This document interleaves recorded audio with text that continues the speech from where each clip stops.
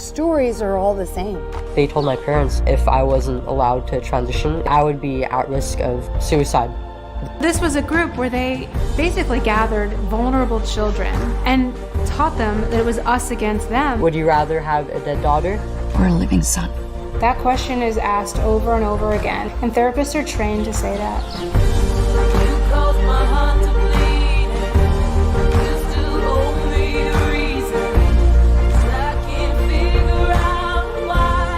Destroyed my health.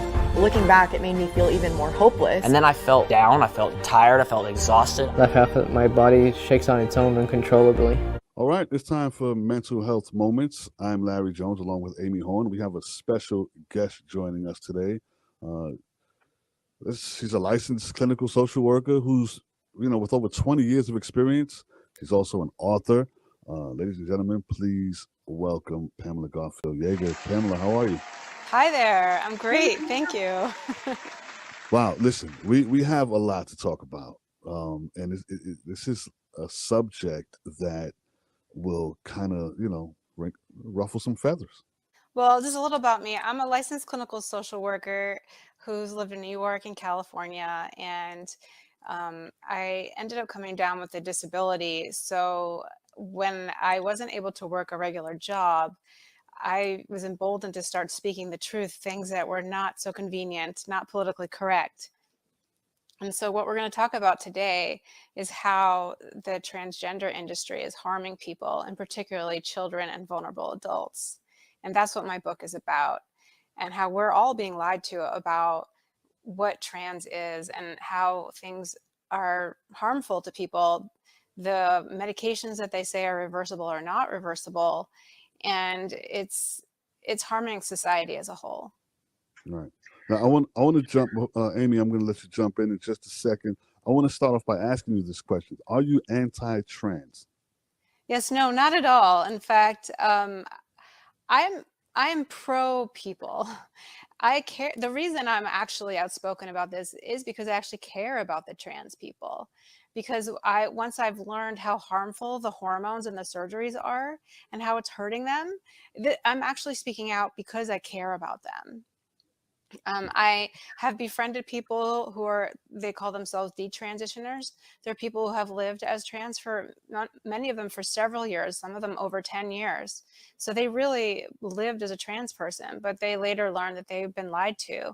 And a lot of them are suffering really severe physical and psychological consequences as a result. So no, I am not. The reason I'm talking is because I care about people. A lot of people who are trans, they're silently suffering because they don't want to, they're afraid to say anything. Amy? I've experienced that as well in my practice as a neuropsychotherapist. We've got so many that are, they've removed their breasts or they've done the transplants of their anatomy, and they're hurting physically and crying, and the meds are making them sick, or they're like in so much pain that it just hurts to go to the bathroom, and they are suffering so bad. And so I think what Pamela is doing is great, because educating parents of the children that are contemplating these type of changes need to be aware of some of the real life painful situations that some trans people have experienced. And it's so bad that sometimes they're having 3 and 4 corrective surgeries that you can't really correct it, but just to get rid of the pain. And some of them are living on pain meds and miserable. So Pamela, I appreciate you wanting to help educate people about what those possible outcomes could be, so that they don't just do it without thinking it through, because I think sometimes there's a lot of impulsive decisions being made. Yeah, and plus, not only they're impulsive, but all of the institutions are on board with it, and there's a lot of marketing. There are a lot of rainbows and glitter and a lot of nice phrases that say this is a safe space, or we accept you, or you're your true self. And it sounds really nice. And so they don't get the truth. And then, so I'm a licensed clinical social worker. My profession is completely captured. And I've I've taken some trainings just to hear what they're saying, what they're training my colleagues, and they're lying to the professionals. So a lot of therapists are naively believing they're doing the right thing by telling people to go ahead with hormones and surgeries, that it'll help them feel better, that it'll save their life. But this is just a flat out lie. I mean, this is really a scandal, is what is happening. And several of the patients that I've experienced have been suicidal because they were in so much pain and they were so hurt by the fact that they weren't really educated on all of the possibilities. I guess the way it was said to me was it was skimmed over. Oh yeah. Mm.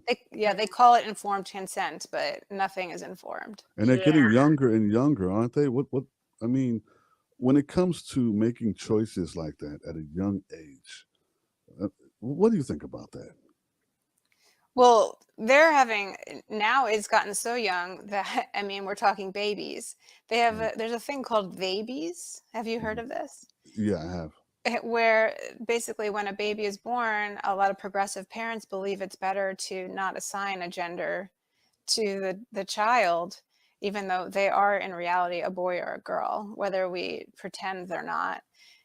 But this is creating a lot of psychological damage because kids need structure. They need to be grounded in truth. And then it sends them off into this, belief system that will lead them to harmful medical procedures and turn them into a lifelong patient, sterilization, lack of physical, sexual function. All And kinds of things. Pamela, when you said that, it hit me pretty hard that a lot of the parents think they're doing the right thing. That's it. They truly believe that I want to love my child. I want to give my child every opportunity. And it's out of love. But it's the same thing when you let your children do free range, childhood without parenting. They are not going to know how to navigate a lot of things and they're going to be confused. And confusing our children when they don't already have a confusion is a problem. It's different when they're starting to, they're a little boy and they're really drawn to the female feminine side. There's a confusion there that you can work with. But to do it before they even have confusion, it's almost like training and grooming them for it. So, I appreciate that part of the education in your book as well, because that's going to be really important for parents to understand. Supporting and loving your child sometimes has to be giving the tough conversations. Exactly. If you do A, it might cause B. Are you okay with that?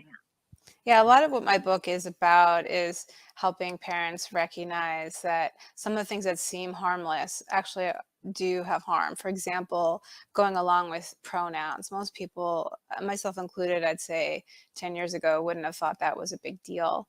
But now that I see the bigger picture and I see the consequences of that, now I understand that going along with pronouns is actually really harmful for kids. It gives them a lot of mixed messages. It tells them that they no longer have a safe space because, men can enter their locker rooms. It gives them social anxiety because they don't know what pronoun to choose, and then they're locked into something. Right. It makes their world very destabilizing because their friends are choosing all these different pronouns and they're not really able to connect. So we're creating an environment for kids for all different reasons that are unhealthy. And I mean, I think that, we can get into, this is a short podcast, we can get into a lot about why kids are having rising mental health issues, but this is one of them. This is creating anxiety. Well, your sexually abused children who have been sexually abused, having an opposite sex person who looks opposite sex coming into your safe space is very traumatizing. And that is very scary for a lot of women who have been sexually abused, not necessarily against a trans person using the bathroom, because usually they already look like a female. They're not behaving in that way. The more concerned part is when pedophiles decide to use it to their advantage and abuse the system to get access to the females. That's a very scary thing. Right. Now speak to someone saying that they were born this way or they're trapped in the wrong body. Where do you think that comes from? I actually have a chapter about that. It says, "Is anyone born in the wrong body?" is the name of the first chapter. And I talk about how that's sort of a religious, spiritual belief, and it's not based in any kind of facts or studies or evidence. So we have no evidence that people are actually born in the wrong body. And so the way we're talking about queer theory here, and queer theory believes that your body is sort of inconsequential, that it's sort of like a vessel, and that you can spiritually believe you're a man or a woman or something in between, or even something non-human, and then change your body as a result. So this is a really chaotic and non-logical way of thinking. So no one is born in the wrong body. There are people that feel uncomfortable in their body, and that's for sure. And clinically now that's called gender dysphoria. It used to be called gender identity disorder. They changed that because they didn't like using the term disorder, because that's too stigmatizing. But no, nobody is born in the wrong body. Some people feel uncomfortable in their body, and there are a whole host of reasons why that could be.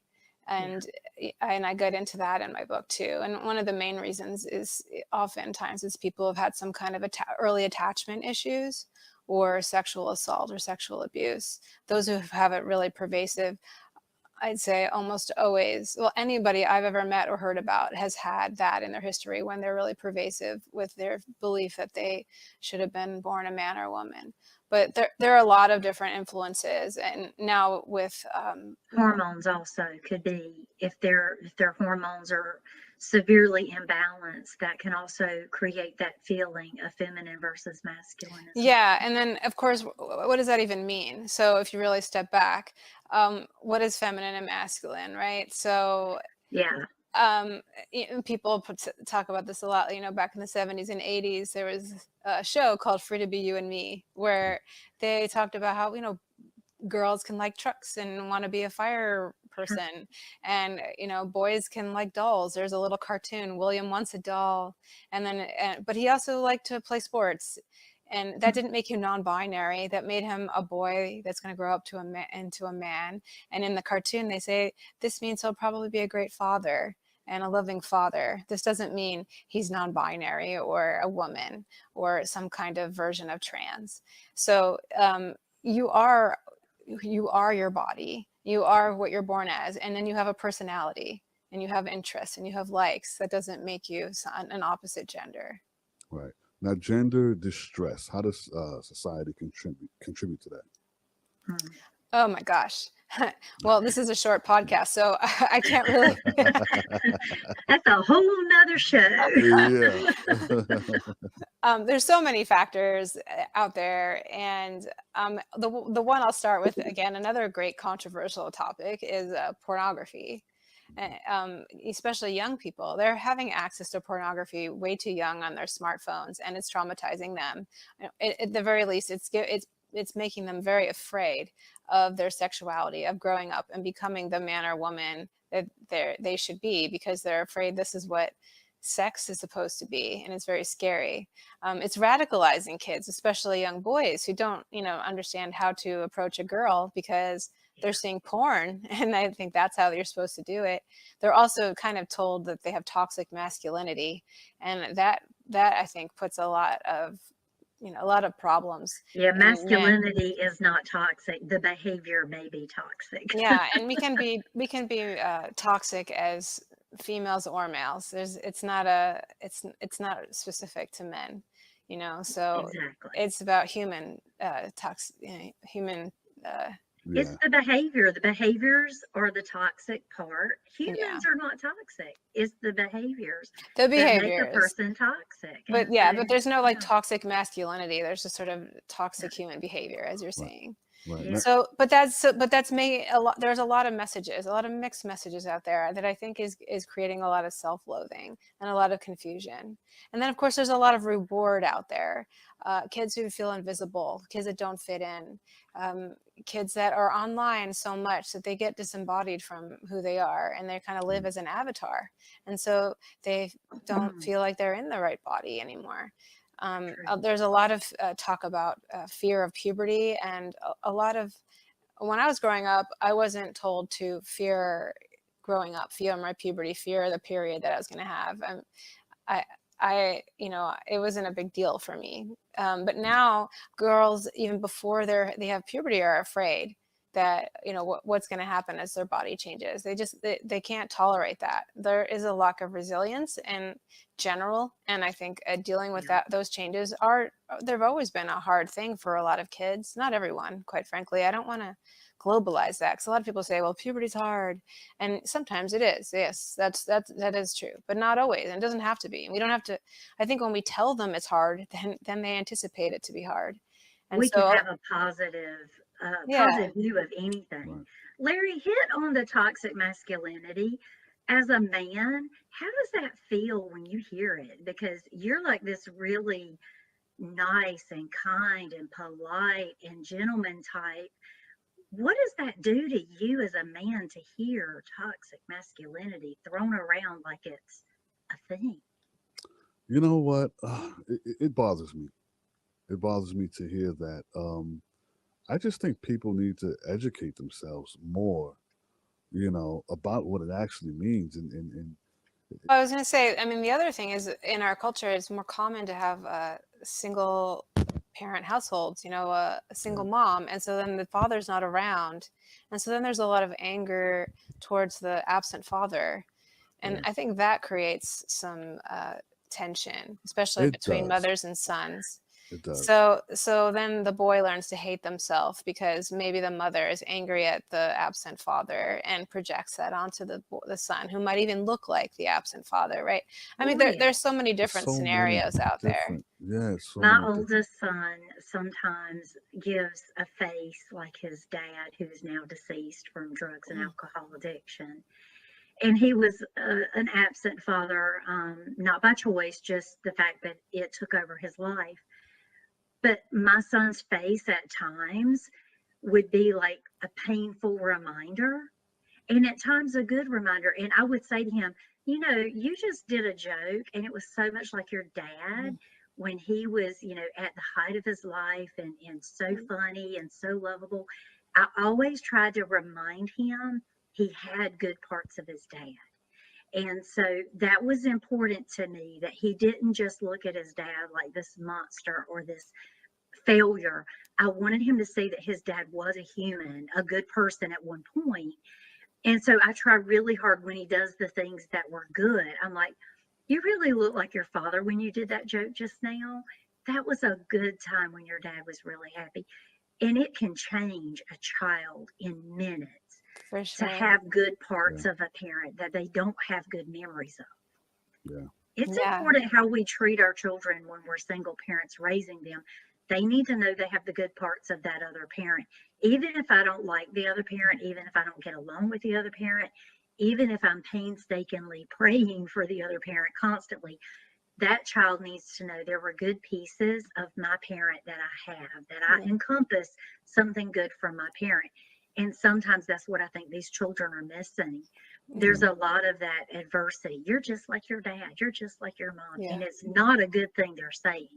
So that's a whole nother show within itself. Right. That's a whole Let's nother just show. write down all of our topics. I'm telling you, we can make a series out of this. Yeah, there's so many tangents on this. Seriously. So in general, the trans, I'd say activists, they target vulnerable kids and vulnerable young people. So if their family is in crisis, or if they do feel, have low self-esteem or feel bad about themselves because perhaps there was an issue with one or both of the parents, that's when the trans activists come in and target them and tell them that they're now loved. They call it love bombing. That they're now loved as a trans person. So that gives them a lot of incentives, and they in the short term, they feel really good and it feels really important to them. So these are the ways that young people get sucked in. It's really, I see it as preying on the vulnerable. But we can love trans people without requiring them to go through painful surgeries, and they can be accepted without altering their bodies in a way that could come back to really be painful and cause suicidal ideation. Like, I think if people are not on board for surgeries, we're looked at as transphobic. Yeah. But even as I would not want to just have surgery on my body regardless of the reason. it has nothing to do with them being trans and wanting body transformation. It's more about let's educate, let's give them the good, the bad, and the ugly, and have that informed decision. Because this is a life changing, life altering situation. And what if later you have something happen and your mind is changed, you feel differently, and you can't change that permanent part of your body that you altered? We can love trans without creating this harmful route that they have to go through. Not everybody trans needs to go through that route. And it's just very scary that it's being pushed so much that even some of the trans patients have said, I don't want to have my breast chopped off. I don't want to have my body parts mutilated, but I'm feeling pressure to do it in society to be accepted as trans. That's a very scary thought, that they are feeling pressured into doing something they don't even want to do. So I really appreciate your book, Pamela, that you're opening up the eyes, because I think people know we can love them without being like, just because I don't like the surgical side of it for you doesn't mean I don't love you and accept you as a person who's going through trials and tribulations. And just because we're not pushing those, you know, routes of surgery does not mean we don't care and love the person. And I think that's something we're being stigmatized by as well. You know, you're transphobic because you don't believe in us changing our bodies. Yeah, I mean, just I want guess I'm a somebody to little be safe. I'm a little step further than you because I've been learning more about it, and I believe that I don't want to affirm their trans identity either.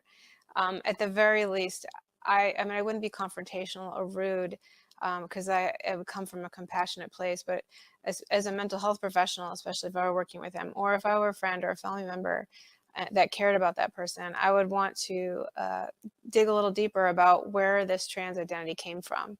Because in every case that I've ever known, both read in general and then met in person, there are underlying issues. So when we just say, that's okay, you're trans, without questioning it any further, I think we're not doing them justice. Is there I a think link? that we're helping them avoid pain, like maybe a sexual assault, or the pain of being autistic and not fitting in with their peers and not knowing how to date, and feeling having sensory overloads and feeling more comfortable as trans. So look, I'm a little bit probably in a different place where it's beyond just the physical parts. It leads to that. But even just you call it social transition, especially for youth, I don't think is helpful. I think it's harmful. Right. Now, Both is to there a the link? individual and others. Let me ask you this, and we have to wrap it up in a second. Is there a link between gender distress and mental health issues? Oh, 100%. Yes. Yes, every single one. There's no coincidence. It is not a coincidence that people who are transgender are on several psychotropic medications almost every single time, which also creates a dissociation from your body that in of itself, being on an antidepressant or a mood stabilizer or some kind of benzodiazepine is going to create a dissociation from your body. But yes, 100% everything. I can't think of a case. I don't think you could find a case where there isn't some kind of comorbid mental health issue, depression, anxiety, Major trauma often. Usually trauma. Yeah. So 100%. So that's why I believe addressing those mental health issues is important. I think the trans is not itself an identity. I think it's a symptom of some other kind of pain. So I think it's a way that someone who is in pain is showing that to you, and especially for a young person, is sort of crying for help and maybe even testing the adults around them for the truth, even though they wouldn't say that, but the young person wouldn't say that. They would call you transphobic for pushing back, but truly in the end, if you love them, you're going to help them find, be comfortable in the skin that they're in, not help them live a lie. And basically you shed a skin when you become trans. It's almost like a living suicide, because you get to change your name, your look, your pronouns, how you're dressed, your mannerisms. Most people are like faking how they even act. If you look at them, you can tell they're like sort of putting on an act. It's like role playing, David Chappelle made a joke about it, like method acting. Like, I don't know if you guys heard that joke he did. Jim Carrey, when he was playing, I forgot his name, from Man in the Moon, from Saturday Night Live. And he was like talking to Jim Carrey, but he was method acting. He's like, that's what it's like talking to a trans person. I know you're not this person. So you want to help them be, they say it's the opposite. They say being trans is being true to yourself. But I believe, no, they're actually avoiding their true self. And so I believe the compassionate thing to do is help them find their true self and Their face the pain. authenticity. Yeah, face their pain that they're avoiding from this. Right. Now, I definitely want to do a part 2 to this because I want to touch on the WPATH files that we talked about yesterday. So let's do a part 2 to this. But yeah, we have to wrap it up, ladies and gentlemen. It was a pleasure having Miss Pamela Garfield. Thank you so much. Yeager. Thank you, Pamela, for joining us. I love this. This is necessary. Definitely necessary.